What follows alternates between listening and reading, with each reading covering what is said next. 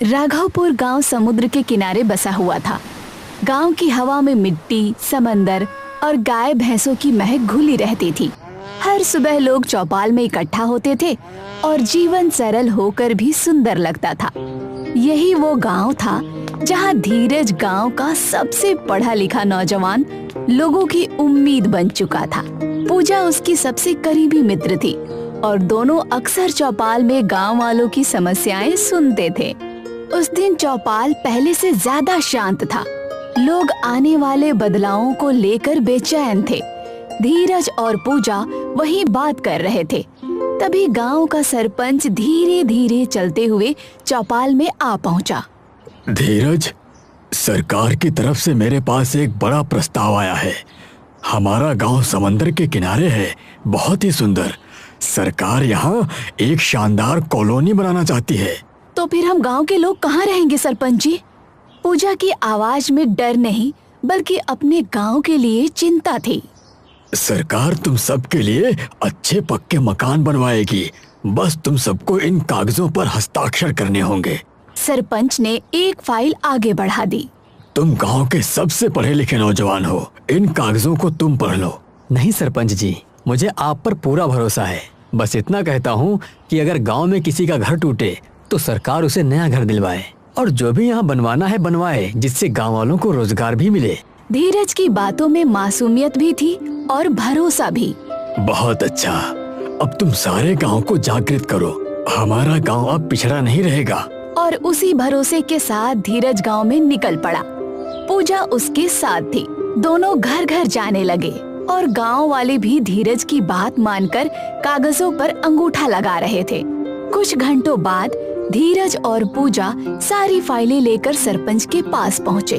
दोनों की आंखों में उम्मीद थी कि गांव जल्द बदलने वाला है।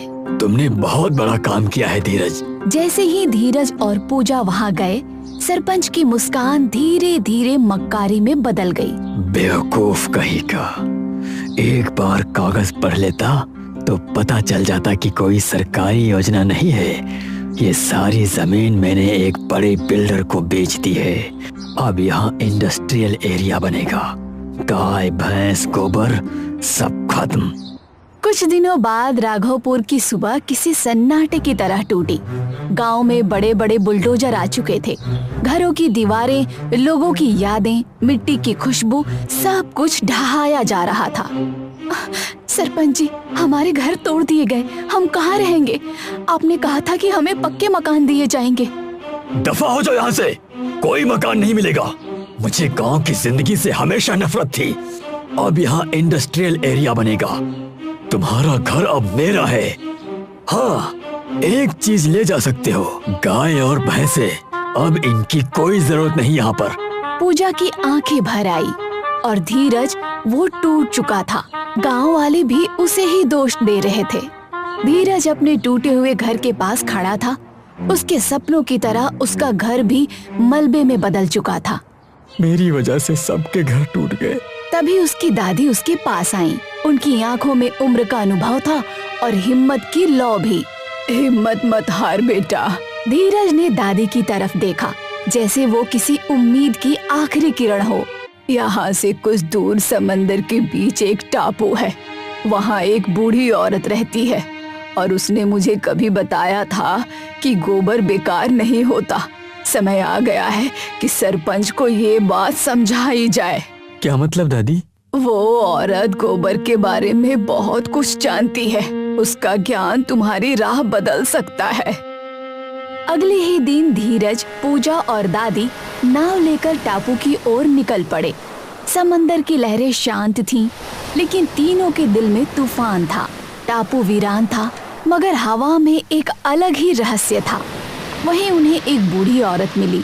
सफेद बाल, तेज आंखें और चेहरा जैसे अनुभवों की किताब हो। धीरज ने पूरी घटना उसे बताई। बूढ़ी औरत ने धीरज की बात सुनी और फिर टापू की गुफा में ले गई। वहाँ प्राचीन गौ शास्त्र रखा था, जिसमें गोबर आधारित ऊर्जा, दवाओं की तकनीकें दर्ज थी। उसने बताया कि गोबर सिर्फ ईंधन नहीं बल्कि विज्ञान का मूल है। धीरज बायोगैस बनाना सीख गया। पूजा गोबर से ईंटें और टाइल्स बनाने लगी। धीरज की दादी ने जैविक मिट्टी तैयार की जो पौधों को तेजी से बढ़ाती थी, और बूढ़ी औरत ने उन्हें गोबर ऊर्जा का पूरा रहस्य समझाया। टापू पर कुछ दिनों की सीख, खोज और मेहनत के बाद धीरज, पूजा और दादी ने एक बड़ा फैसला कर लिया।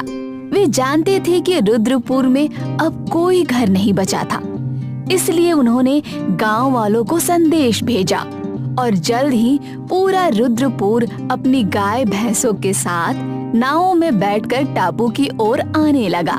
जिस टापू को कभी वीरान समझा गया था, वही अब उनके लिए उम्मीद का घर बनने वाला था। गांव वाले अपनी गाय भैंसों के साथ टापू पर पहुँचे। सबके चेहरे थके थे, लेकिन आंखों में एक नई रोशनी थी। धीरज ने सबको बताया कि यहाँ गोबर ही उनकी दुनिया बदलेगा। हम सब मिलकर यहाँ अपना नया घर बनाएंगे, जो खोया है उससे ज्यादा पाएंगे। और फिर असली काम शुरू हुआ।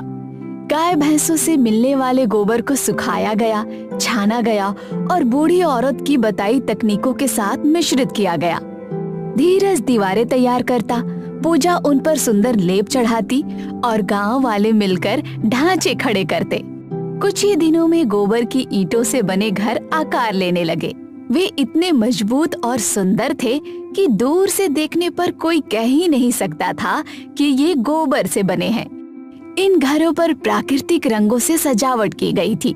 छतें चमकती थीं, दीवारों से ठंडक उतरती थी और भीतर एक सुखद सुगंध बहती थी। मुझे यकीन नहीं हो रहा, हम सब ने मिलकर पूरा का पूरा गोबर का गांव खड़ा कर दिया है। और अब हमें कोई हमारे घरों से निकाल भी नहीं सकता। ये सब दादी का आशीर्वाद है। दादी हंसने लगी। उनकी हंसी में गर्व था और अनुभव की मिठास। बेटा, गोबर में मिट्टी को जीवन देने की ताकत होती है। गाय का वरदान कभी व्यर्थ नहीं जाता। जिसे लोग कचरा समझे, वही असल में धरती का खजाना है। और याद रखना, गोबर घर नहीं, किस्मत भी बना देता है। धीरज ने गोबर से प्राकृतिक बीज तैयार किए। पूजा और गांव वालों ने खेत जोतना शुरू किया। जैविक मिट्टी ने चमत्कार दिखाया। हरे भरे पौधे तेजी से उगने लगे। जल्द ही पूरे टापू पर एक जीवंत, उजला और खुशहाल गांव खड़ा हो गया। लोगों ने इसे एक ही नाम दिया, गोबरपुर टापू का गांव। उधर रुद्रपुर में सरपंच की फैक्ट्रियां चल पड़ी थीं, लेकिन अचानक इंडस्ट्रियल केमिकल से पीने का पानी जहरीला हो गया। बिजली की लाइनें बार बार गिरने लगी, फसलें सूखने लगी और खेतों में बदबू फैल गई। सबसे बड़ा खतरा तब फूटा जब एक बड़ी फैक्ट्री में गैस रिसाव होने लगा। पूरा क्षेत्र बंद होने की कगार पर पहुंच गया। सरपंच के पास कोई जवाब नहीं था। इस गैस के रिसाव को रोकने का सिर्फ एक तरीका है। एक ऐसी जैविक मिट्टी चाहिए जो जहरीले केमिकल को निष्क्रिय कर दे। सरपंच के पैर कांपने लगे। उसे अचानक याद आया, ऐसी मिट्टी सिर्फ एक जगह थी, टापू पर, जहां धीरज ने गोबर से ये चमत्कारिक मिश्रण तैयार किया था। मजबूरी और शर्म से भरा सरपंच गोबरपुर पहुंचा। वो पहली बार टापू पर आया था और पहली बार उसने महसूस किया कि जिसका मजाक वो उड़ाया करता था, वही असल ताकत थी। गांव वालों ने उसका स्वागत नहीं किया, लेकिन धीरज की दादी उसके सामने आकर बोली, वो गांव भी हमारा है और हम अपने गांव को हम कभी संकट में नहीं छोड़ेंगे। दादी की बात सुनकर सारे गांव वाले तैयार हो गए।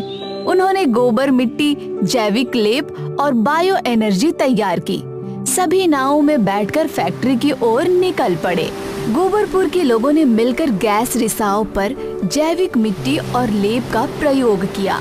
कुछ ही मिनटों में जहरीली गैस का असर कम होने लगा। फैक्ट्री का रिसाव रुक गया और सैकड़ों लोगों की जान बच गई। सरपंच वहीं सबके सामने टूट गया। मैंने बहुत बड़ी गलती की, मुझे माफ कर दो। हमें तुमसे कोई शिकायत नहीं। जो होता है अच्छे के लिए होता है। अगर तुम धोखा नहीं करते तो हमारे टापू पर ये गोबर का गांव कैसे बनता? सरपंच सिर झुकाए गांव लौटा। उसने फैक्ट्री बंद कर दी। गांव वालों के सारे कागज वापस कर दिए। लेकिन अब कोई भी रुद्रपुर लौटने को तैयार नहीं था। गांव वालों का नया घर टापू था, गोबर से बना पर मजबूती में पत्थर से भी आगे। ये जगह अब सिर्फ एक गांव नहीं था, ये ज्ञान, मेहनत और प्रकृति की शक्ति का जीता जागता प्रमाण था। सरकार ने यहाँ रिसर्च सेंटर खोला। वैज्ञानिक गोबरपुर की तकनीक सीखने आने लगे। जिस चीज को दुनिया ने मजाक समझा, उसी ने 2 गांवों की किस्मत बदल दी।